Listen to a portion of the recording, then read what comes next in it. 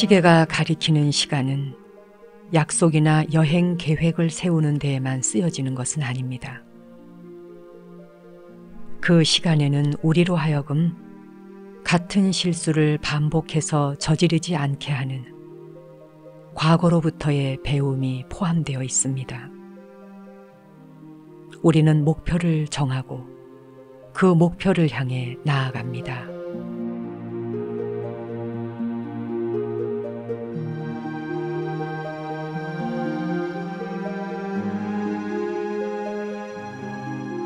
안녕하세요. 정목입니다. 또 한 주가 시작되었군요. 우리가 과거와 미래를 참조하지 않을 수 없는 실생활의 영역 안에서도 과거로부터의 모든 학습은 지금 여기에 관련되고 적용이 됩니다. 특별한 목표를 정하고 또 그것을 향해 매진하는 것도 모두 지금 여기에서 이루어지는 것 아니겠습니까?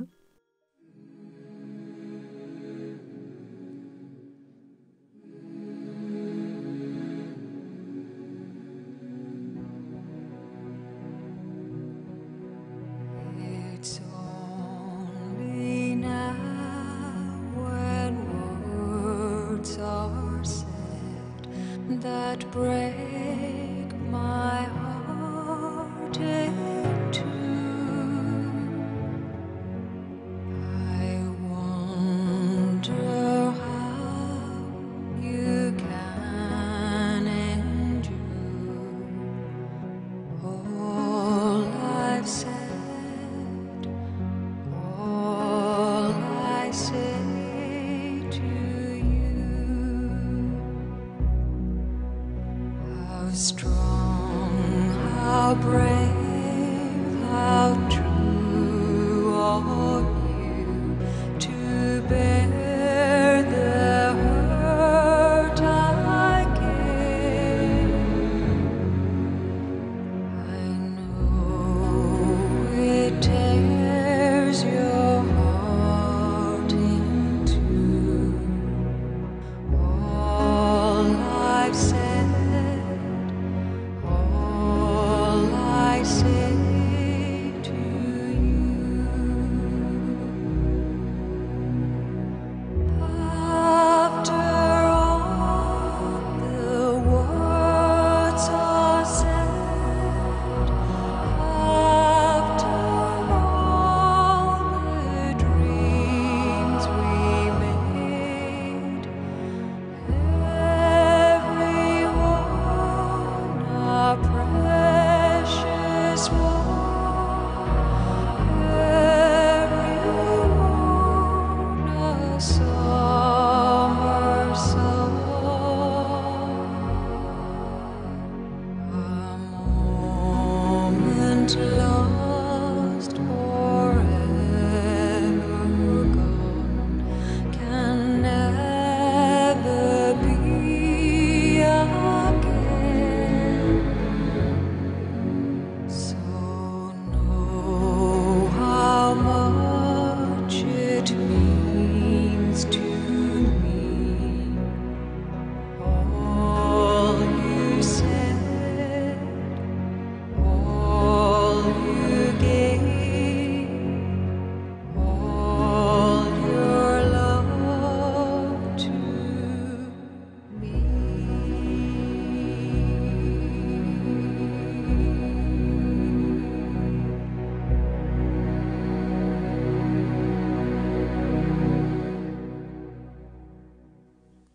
오랜만에 애냐의 목소리를 듣고 있으니 마음까지 편안해집니다. 이번 한 주도 그렇게 편안하게 지내십시오. 깨달음을 얻은 사람은 과연 어떤 사람일까? 깨달음을 얻었다, 깨달았다. 무엇을 가지고 말하는 것일까요? 깨달음을 얻은 사람은 항상 지금 이 순간, 여기에 주목하는 거죠. 시간이 나를 지배하는 것이 아니라 시간은 쓰고자 하는 자가 그 시간을 데려와서 쓰고자 할 때만이 사용되어지는 하나의 장치라는 거죠. 시계가 가리키는 시간을 계속 사용은 하지만 깨달은 사람들도 심리적인 시간으로부터 자유롭다는 말입니다. 번뇌에 휩싸여 있는 사람이라면 심리적으로 시간에 구애받죠. 그리고 쫓깁니다. 몇 시부터 몇 시까지 무엇을 해야 하고 그걸 해내지 못하면 불안해하고 그걸 완성하지 못했을 때 짜증이 일어나죠. 그러나 지금 이 순간에 있는 자, 그들은 시간을 똑같이 활용하고 유용하게 쓰고는 있지만 심리적인 시간으로부터 자유롭다라는 말에 주목해 보십시오. 자신도 모르게 시계가 가리키는 시간을 심리적인 시간으로 변화시키지 않도록 하기 위해서는 아주 예민하게 깨어 있으라고 에크하르트 톨레는 이야기합니다.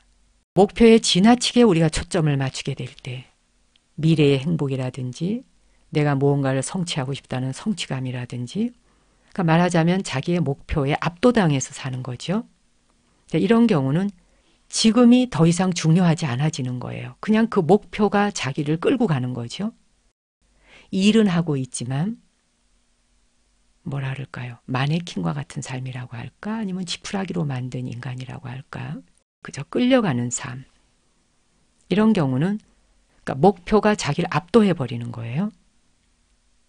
그러나 내가 시간을 부릴 수 있고 시간을 유용하게 쓸 수 있는 사람의 경우는 목표를 정해놓았지만 그 목표를 향해서 한 걸음 한 걸음을 소중하게 경험하고 거기에 주의를 모으고 앞으로 나아가기만 하면 되는 겁니다. 우리가 살아가는 매 순간순간 이 삶의 여정이 달성을 해내야만 하는 강박증, 압박감을 가지고 있는 욕구. 그것을 목표라고 생각할 수도 있겠습니다만 물론 목표예요. 이건 태도의 다른 점을 지금 이야기하는 겁니다. 그러니까 무엇인가를 달성해내야 한다고 계속 강박적으로 압박감을 주면서 긴장하고 몰아세울 때 달성을 해냈다 해도 출발서부터 오는 과정부터 성공을 이룬 뒤에 그게 뭐냐는 거죠. 그게 행복하길 하겠습니까? 즐겁길 하겠습니까? 성과를 이루었는데 그만 병이 나서 들어놓는 거예요. 이건 계속 자기가 채찍을 들고 막 압박을 해서 몰아오는 거죠. 시간 속에 자기를 집어넣는 겁니다. 하지만 지금 이 순간, 현재 이 찰나에 내가 존재함으로써 이 찰나에 깨어있게 되면 설령 일이 좀 그르쳤다 해도 생각과 다르게 진행되었다 해도 문제될 게 없다는 거죠. 그때 다시 책임지고 또 다시 새롭게 보고 진행해 가면 되는 거예요. 한번 우리가 어떤 실수를 했을 때 그 실수에 대해서 두려움을 가지기 시작하면 두려움을 갖는다는 건 그 실수를 통해 배우지 못했다는 뜻이거든요. 성장했을 때 우린 두려움이 사라집니다. 근데 또 반복되는 실수를 할까 봐 두려워질 때 우리는 앞의 실수에 대해서 이미 배우지 못한 거예요. 그래서 같은 실수를 반복하게 되는 겁니다. 이건 깨어있지 못한 겁니다. 과거가 나를 지배하는 것이죠. 지금 이 순간 내가 깨어있을 때 꽃의 향기도 있는 그대로 와닿는 거예요. 아무 판단 분별 없이. 이 순간 여기에 현존하는 찰나, 시간으로부터 자유롭다. 이번 한 주는 그렇게 여러분에게 펼쳐진 매 순간순간이 강박증이나 압박감에 의해서 다가오는 시간이 아니라 찰나찰나가 기적이며 순간순간이 아름답기를 기원해 봅니다.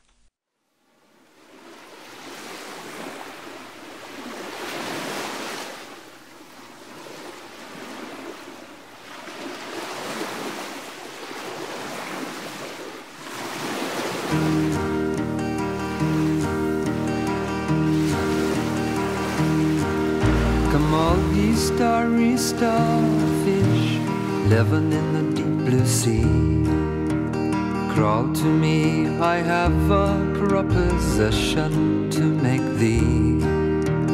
Would you walk the North Sea floor to Belgium from England?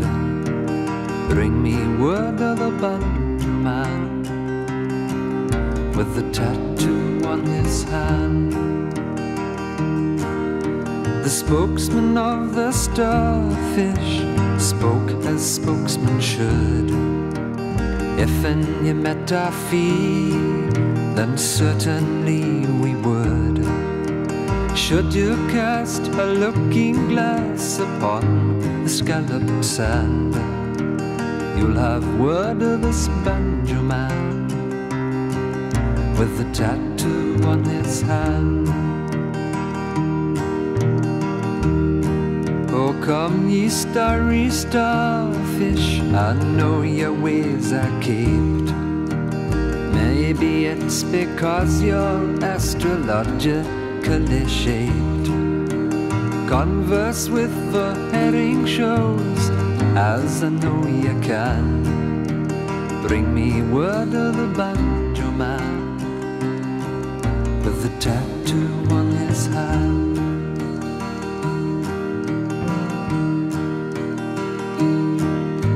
The eldest of the starfish spoke after a sigh.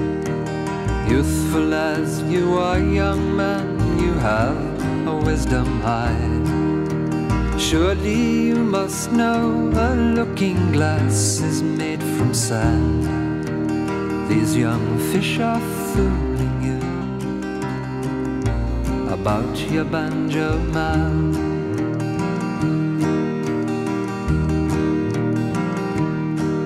Oh, come then, aged starfish, riddle me no more.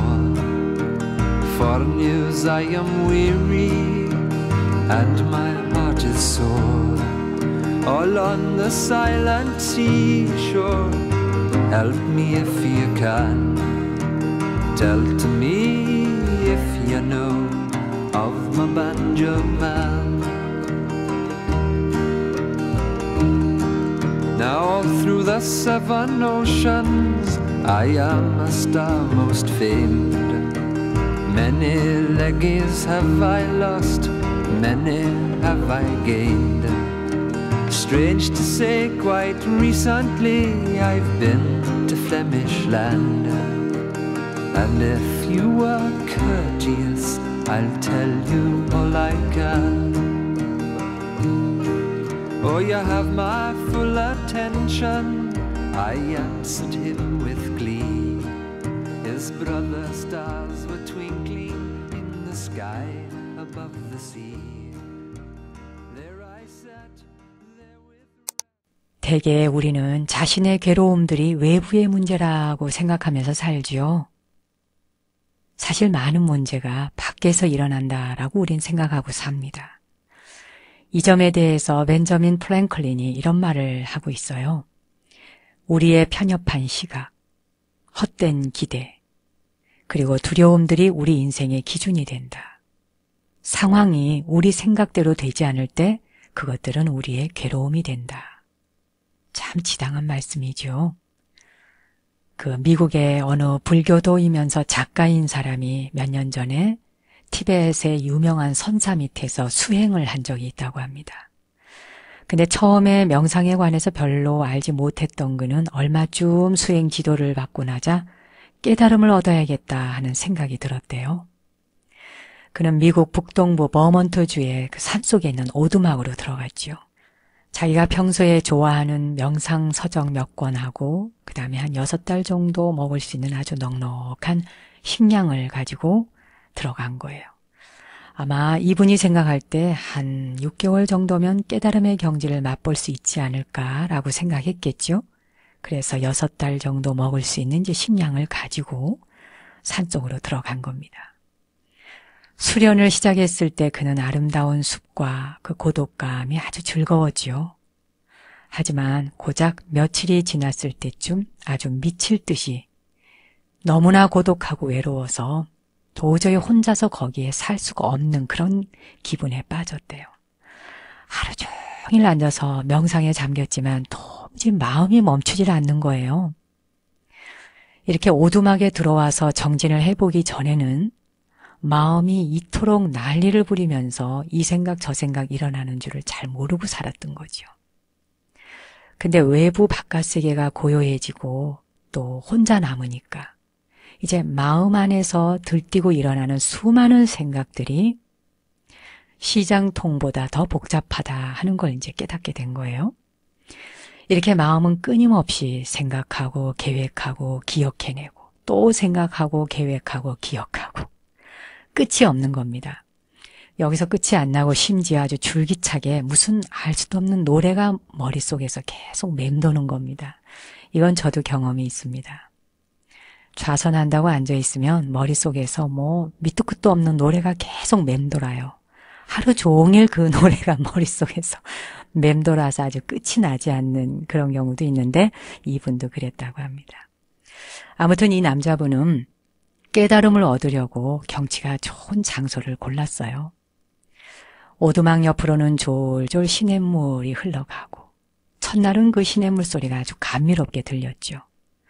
그러나 얼마 뒤 상황이 돌변합니다. 그가 정저하고 눈을 감을 때마다 시냇물 소리가 귓가를 어지럽혔죠. 그의 마음은 물소리에 맞추어서 별별 노래가 다 떠오르고 나중에는 무슨 행진곡까지 연주를 하기 시작하는 거예요. 어느 시점에 이르자 계곡물 소리가 너무나 우렁차서 도저히 명상을 지속할 수 없었다고 합니다. 그는 시냇가로 내려가서 주변의 바위들을 하나하나 치우기 시작했죠. 뭔가 이제 움직여야 되겠다는 생각을 한 거예요. 그리고 흘러가는 그 시냇물 소리가 계속 귀에 거슬리니까 이 물소리를 좀 바꿔봐야겠다 해서 이제 바위를 막 이리저리 옮긴 거예요. 인생에서 우리가 하는 행동도 이와 같지 않나요? 괴로움이 일어날 때 우리는 자신의 좌절감을 거기에 투사를 합니다. 명상 중에 일어나는 그 괴로움을 일으키는 원인이 마치 막 쏟아져 내리는 비 같기도 하고 성가신 아이들의 소리 같기도 하고 이렇게 바깥 세계인 듯이 생각이 되지요.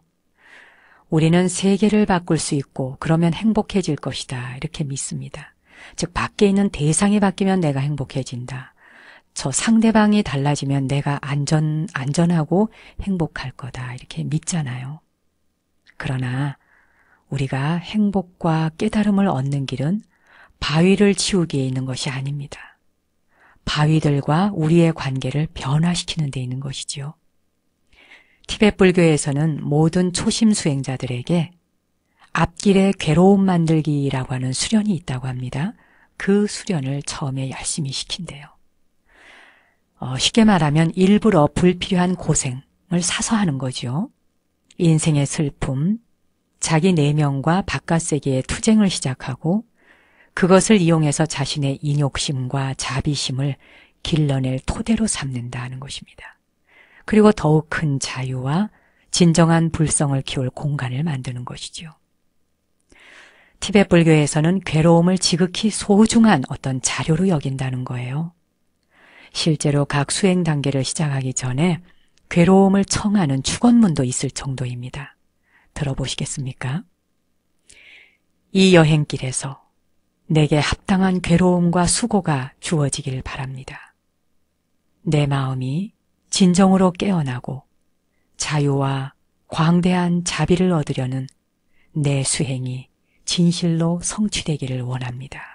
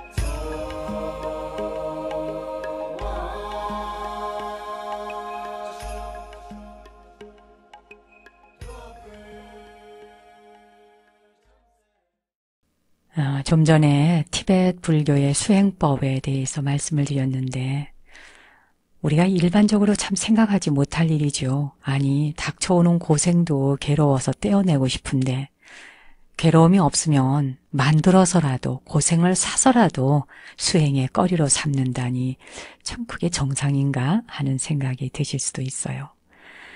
대개 우리의 정신을 성장시키는 것은 우리에게 극도의 한계와 괴로움을 안겨주는 것들 아니든가요? 여러분이 살아오신 인생도 한번 돌아보세요. 여러분의 인생이 그저 즐겁고 행복하기만 하다면, 또 그렇게만 살아오셨다면 유나를 만나셨을까요? 알게 모르게 그래도 뭔가 내 삶의 본질적으로 지금 살고 있는 이 길이 우리 인생의 전부는 아닐 터인데 하는 생각이 한 번쯤은 드셨을 겁니다. 이렇게 뭐 밥 먹고 아침에 눈 뜨면 회사 나가고 저녁에 또 퇴근하면 집에 오고 가족 키우고 돈벌이하고 또 잠자고 이게 인생의 전부는 아닐 거야 라는 생각만 가지고도 뭔가 이거 아닌 이 길을 통해서 내가 무엇인가 답을 찾아야 할 게 있지 않을까 하는 생각을 하신 분들이 그래도 유나를 방문하지 않으셨을까 싶어요. 자, 그런데 이렇게 티벳에서는 그런 모든 것들을 아주 감사하게 받아들이며 오히려 내가 걸어가는 앞길에 괴로움을 만들어서 수행의 도구로 삼는다 하니 이해가 가십니까? 아무튼 제가 유나를 통해서 밀라레파 성자에 대한 이야기도 여러 차례 드린 적이 있습니다만 바로 이 밀라레파 성자의 경우도 티벳의 유명한 성자 아닙니까?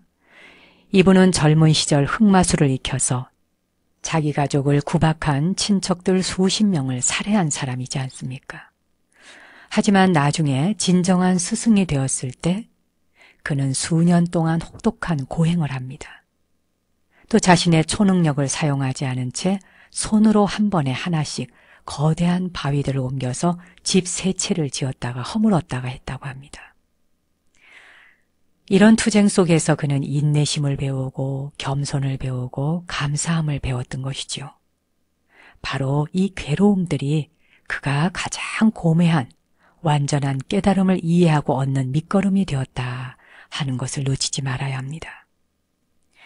아잔차 큰 스님의 경우는 자신을 거스르는 수행, 괴로움과 부딪히기라고 부르는 그런 수행을 두려워하지 말라고 하십니다. 아잔차 큰 스님은 적당한 시기라고 느껴졌을 때 수행승들에게 일부러 괴로움을 부과하면서 수행에 과제를 내주셨다는군요.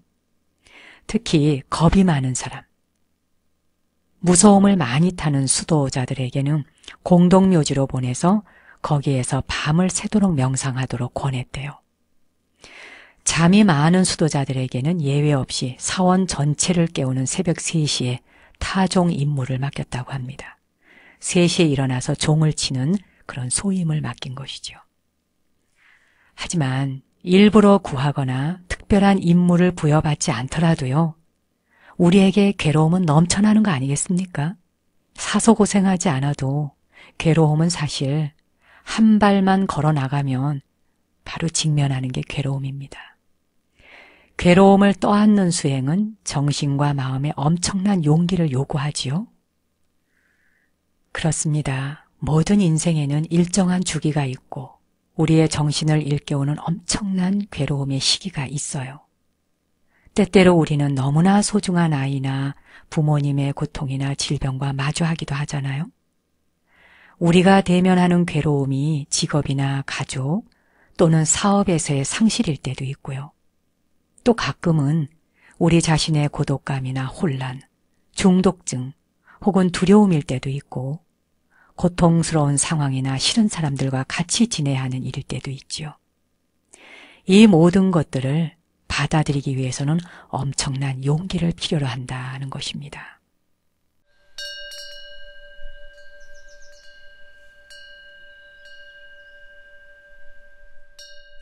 자, 편안한 자세로 앉아보실까요? 손에 깍지도 한번 껴보시고요. 앞으로 한번 쭉 뻗어보세요. 쭉쭉쭉쭉 위로도 한번 뻗어보시고요. 자, 손을 툭 풀어놓습니다. 이제 자세를 반듯하게 앉아보시죠. 오늘 하루도 명상으로 시작하겠습니다.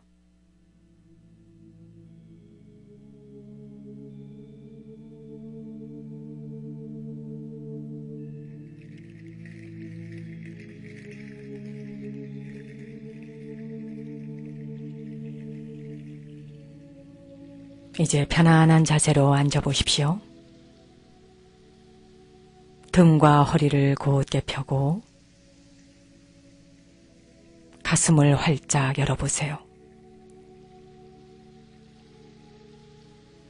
깊이 숨을 한번 들여 마시고 내쉬어줍니다.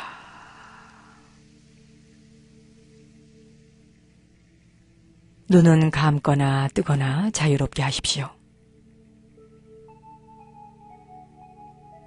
눈을 뜨고 있는 분들은 시선을 편안한 지점에 아래로 툭 떨어뜨려 놓으세요.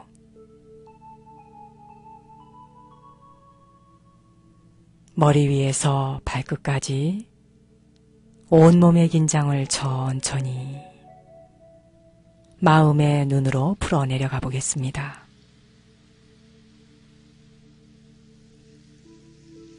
머리가 텅 비고 고요하며 맑고 시원하다 상상하십시오. 목과 어깨, 팔과 손가락 끝까지 긴장감을 풀어놓습니다.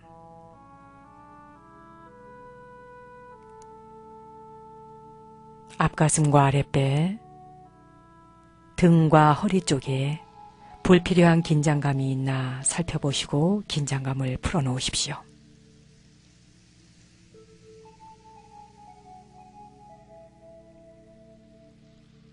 엉덩이와 허벅지, 무릎과 종아리, 발목과 발가락 끝까지 긴장감을 풀어놓습니다.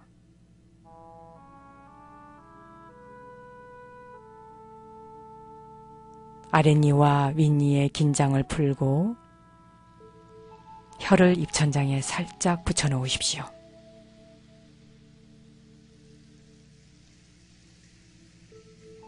손이 자유로운 분은 손바닥이 위를 향하도록 해서 양손을 무릎 위에 가볍게 내려놓으십시오.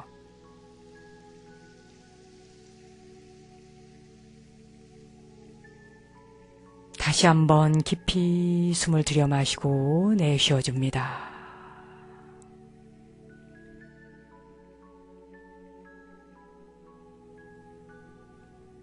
들이쉬고 내쉬고 들이쉬고 내쉬고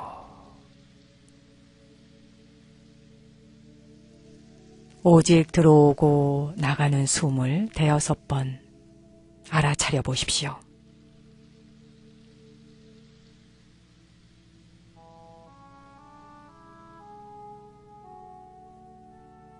이제 배꼽 아래 단전에 마음을 집중해 보십시오.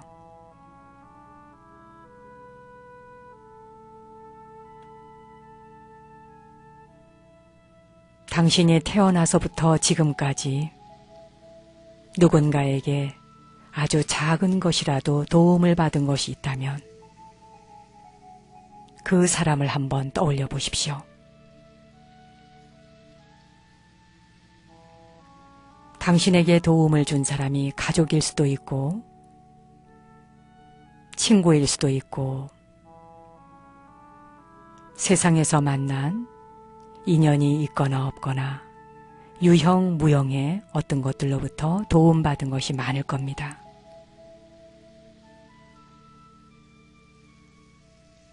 당신은 어떤 도움들을 받은 것 같은지 도움의 내용을 구체적으로 떠올려 보십시오. 지금 이 순간 당신의 의식 안에서 떠오르는 대로 모두 다 하나하나 건져 올려 보십시오.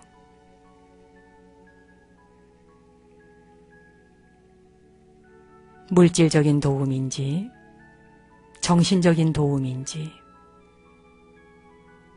그 도움들에 대해 조용히 생각해 보십시오.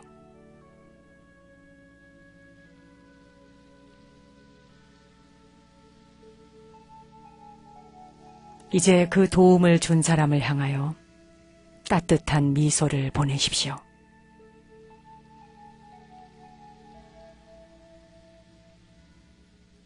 그 느낌이 당신의 온몸을 감싼다 생각하십시오.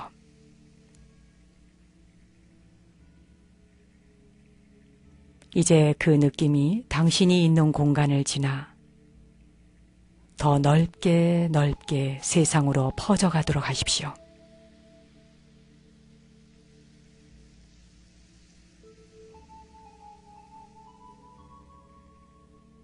그리고 마음속으로 이렇게 속삭여 보세요. 당신의 도움에 진심으로 감사드립니다.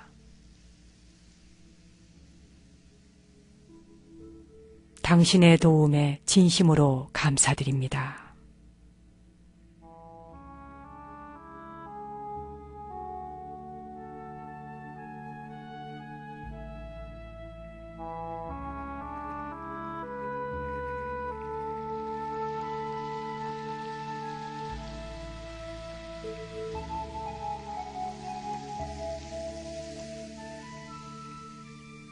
이제 깊이 숨을 한번 들여 마시고 내쉬어줍니다.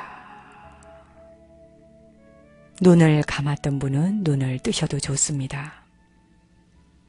자, 손에 깍지를 껴고 앞으로 쭉 뻗어보시죠. 위로 쭉 뻗어 올리고 최대한 스트레칭을 해줍니다. 쭉쭉쭉 뻗어주세요. 툭 풀어놓습니다.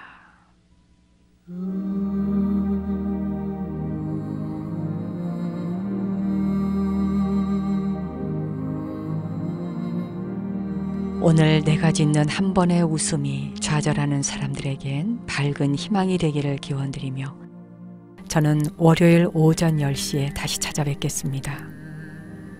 당신과 내 안의 신성한 빛, 거룩한 불성 앞에 경배 올립니다.